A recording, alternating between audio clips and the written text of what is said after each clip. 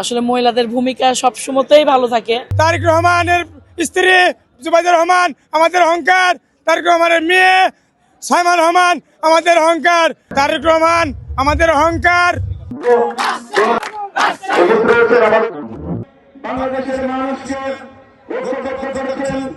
এটা সাজিয়েছে আমাদের বাংলাদেশে দীর্ঘ 22 বছর পর আমাদের তারেক রহমান তারেক জিয়া আসছে।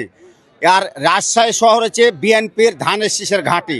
সারা বাংলাদেশকে দেখিয়ে দেব 12 তারিখে ধানের শীষে ভোট দিয়ে জয়যুক্ত করে আমাদের তারেক রহমান তারেক জিয়াকে ধানের শীষ মার্কায় ভোট করে বিজয় করে ওনাকে বাংলাদেশের রাষ্ট্র পরিচালক সরকার দেখতে চাই আমরা। আমাদের লিডার তারেক রহমান এবং ইনি হবে আমাদের বাংলাদেশের ধানের শীষের জোয়ারের জিয়া রহমানের ছেলে, তিনবারের প্রধানমন্ত্রী খালেদা জিয়া ছেলে তারেক রহমান, তিনি হবে আমাদের বাংলাদেশের সেই আমাদের রাষ্ট্রনায়ক জিয়া রহমানের ছেলে তারেক জিয়া হবে আমাদের সরকার।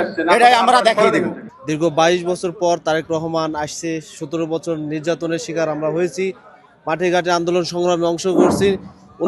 অনুভূতি বলে প্রকাশ করা যাবে না, এতটাই আবেগপ্রবণ হয়ে পড়ছি আমরা, আনন্দে আত্মহারা।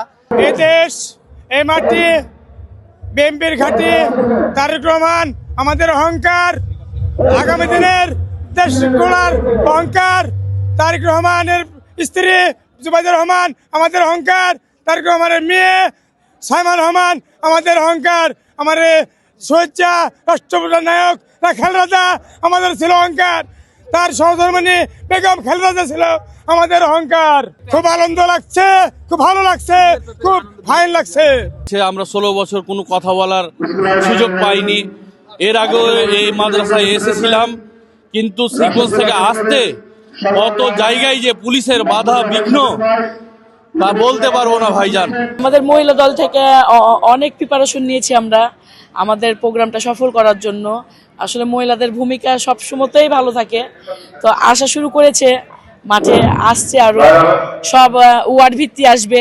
মহিলা দলের আলাদা কোনো গ্রুপ করেনি, সবাই ওয়ার্ড থেকে আসছে।